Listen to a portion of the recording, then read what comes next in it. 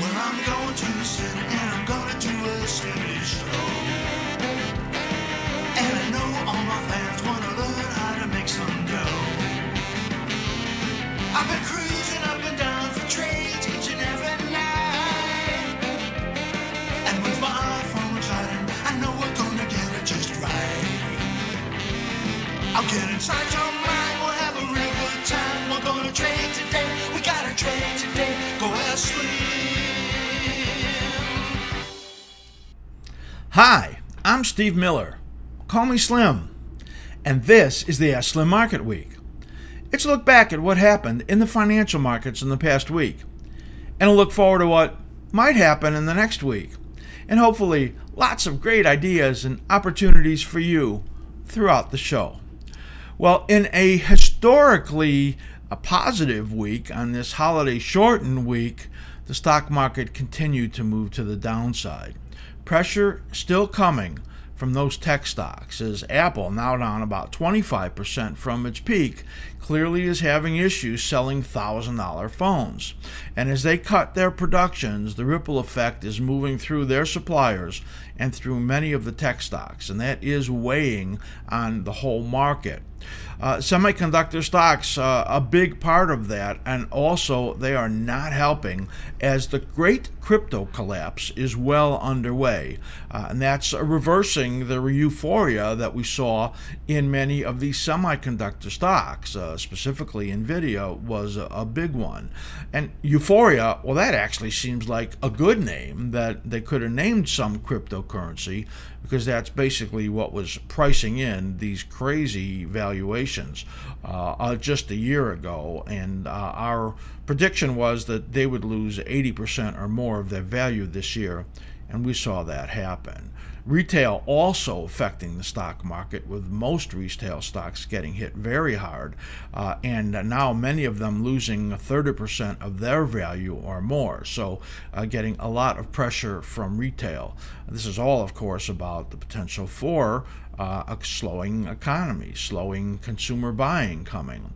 Oil prices also a next huge albatross on the market, as it really has continued to weigh things down. And talk about a plunge below $51 here on Friday. That's down 35% plus in just 8 weeks. It has been just a huge decline there in energy.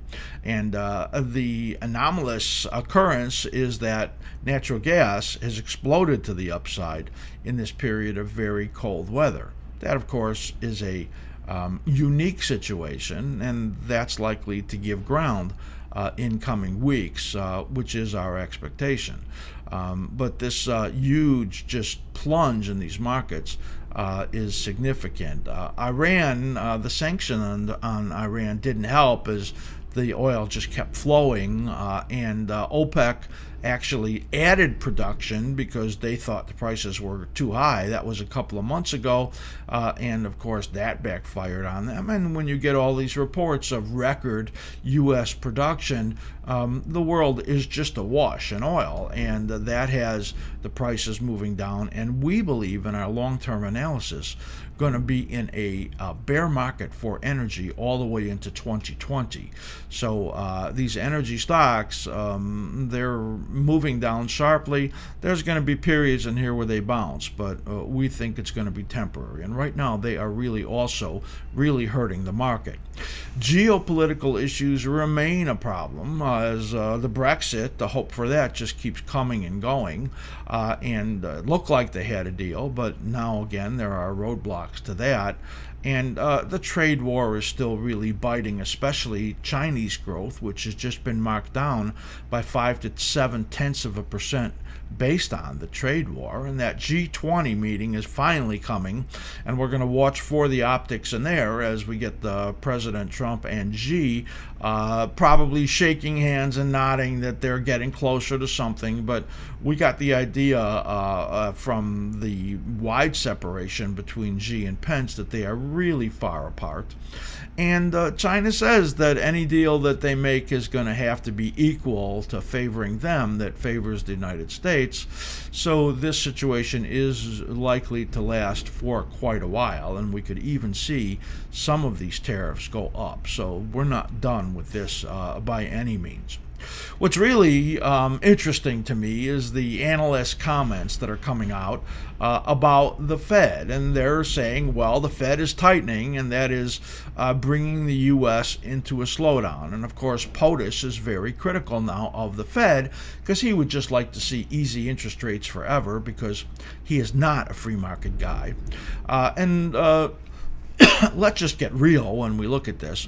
The Fed stimulated the market into a false prosperity. Don't put the blame on the Fed trying to scramble right now and to get interest rates up. The prosperity we had was false. What does that mean? Well, interest rates were held extremely low. That lowered the borrowing cost historically for corporations, and that boosted earnings in a very false way. And then that brought a lot of financial engineering, so the companies used the money to buy up their own stocks and raise those asset prices, while CapEx really languished. Of course, that did not help the real economy, and that growth that we saw was not real, and now we're in a situation where it's not likely to continue. The Fed now scrambling to get neutral, as they say it, and the markets are reacting to that in a very big way. And don't think this is over with, because even though our Fed may be soon stalling on raising these interest rates, other central banks have a lot of catching up to do. So worldwide, we're not done with this attempt to get normalized at all. In fact, it may be just a beginning. Talk about just a beginning, our analysis suggests that this decline in the stock market that we're seeing is just the beginning. We're soon going to bring out what we call a big picture analysis on the stock market. This is a video special for our membership. Hopefully you will become a member and be able to watch that. And we're going to tell you some things that are pretty negative about the stock market moving forward.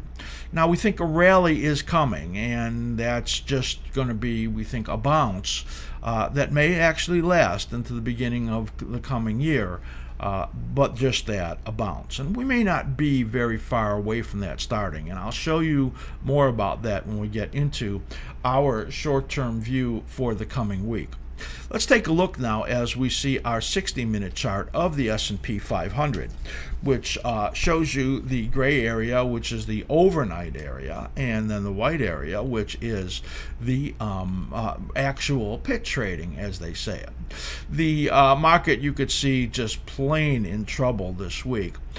I'll show you in the beginning, in the end of the show at our short-term view, I had expected the market to tick up a day or two and then move sharply lower again. But this news about, Xi and Pence being far apart on trade, and then Apple cutting production here overnight or early in the morning on Monday, that really put a lot of pressure on the market. The Eurozone, reversed to the positive side in here briefly. That gave the market a little lift overnight, but it could not hold. The techs lead a giant crack in here as NASDAQ moves down 3%. The Dow moves down over 500 points by midday and then barely could stabilize. Tuesday, Apple downgraded again. The tech's under huge pressure. Retail collapses as their earnings really struggle. We see Kohl's and Target and Lowe's fall 7 to 10% on the downside.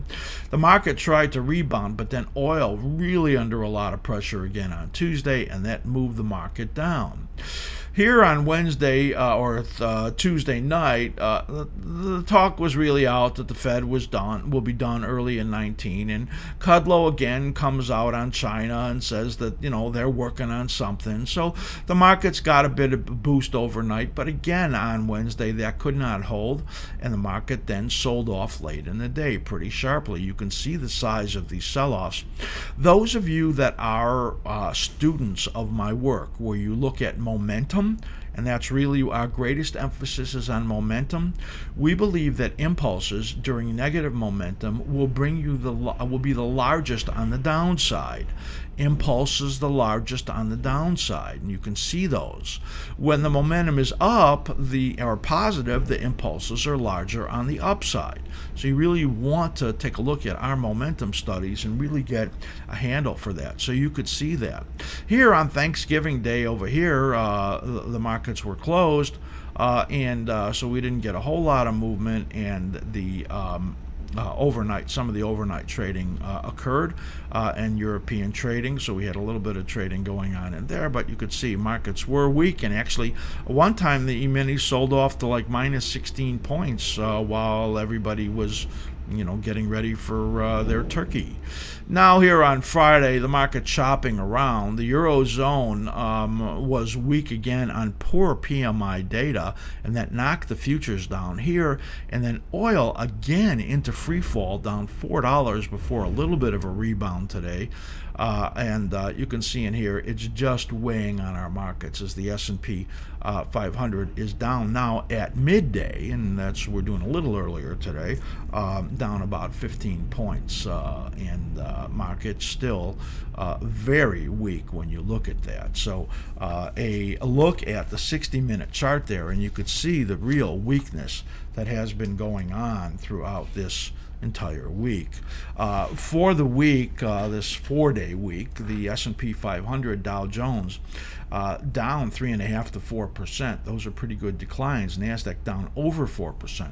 Now the Russell is overperforming, and it's down only about 2%, and that is a factor of the anticipation of interest rates, of the increase in interest rates ending pretty soon, because those companies that predominantly are losing companies are massive borrowers of money, and that's why the Russell is overperforming, because the effect of the higher interest rates investors believe will dissipate. So that's why you get that change in the relative strength, and we're actually calling for that, for the Russell to do a little bit better.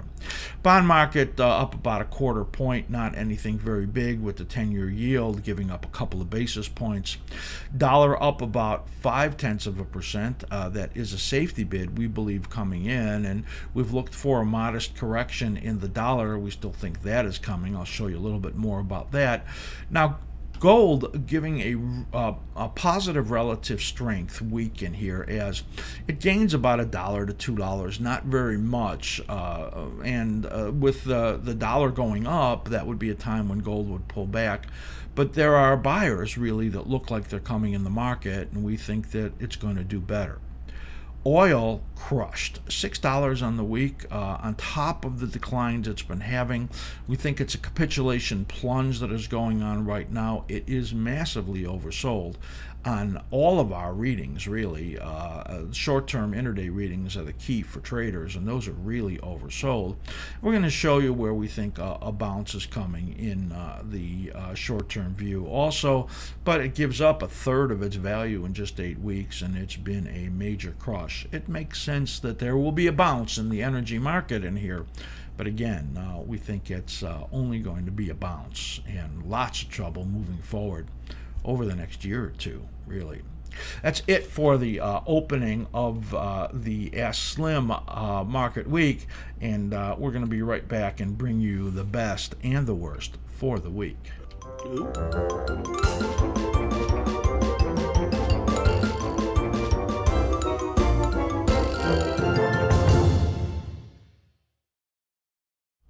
All right, best for the week.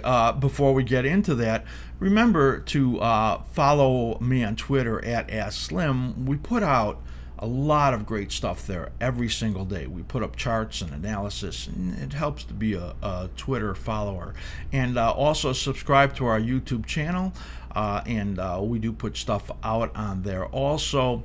What I want to tell you is that to us it's very important that we grow our community. We really want you to become a member at askSlim, and level 1 is free. We'll have our spokesmodel just mentioning that to you if you're watching this on YouTube, and also we have levels 2, 3, and 4, which are our videos, our stock rankings and trade setups, plus our videos, or our charts on your Thinkorswim platform. Our preferred broker is TD Ameritrade, plus our rankings and trade setups and all of our videos, plus our stock index report, which you can just subscribe to separately for $19 a month, which is a phenomenal report on the stock indexes, which gives you our charts and also our momentum indicators and all of our analysis on there. So $19 a week for that, a month for that, you just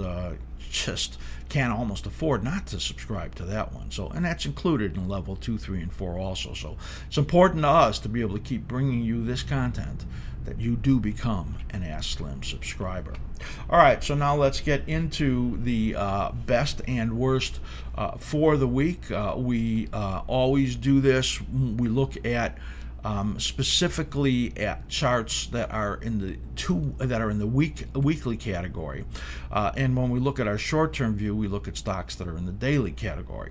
The weekly stocks are the core of our analysis. The heartbeat of the market is cycle analysis, where we look at market rhythms, we look at multiple time frames, support, resistance, momentum, and put that all together and really come up with some summaries or some of the evidence when we look at this as to what we believe is going to happen. And we project in time and in price. Not many analysts do that, but we have a lot of confidence in this kind of work, and you've seen the high quality type of analysis that we do. So again, do become a subscriber. And here is the best stock for the week in our group, as the home builders do get a rebound as investors are sniffing out this end of the interest rate increases.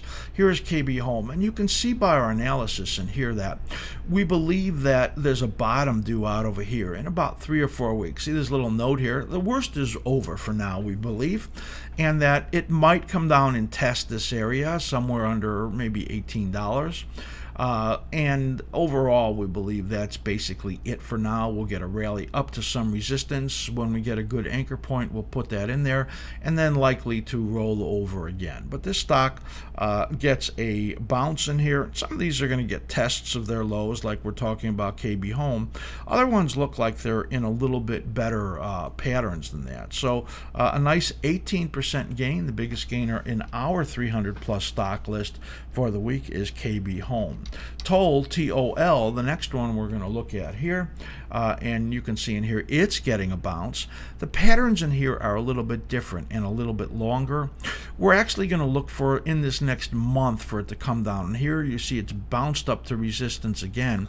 But this low right over here, that is early for us. It would be unusual that that low was the low, at least coming down and getting tested in that period. So we don't trust that this is the low and it's up in this resistance area.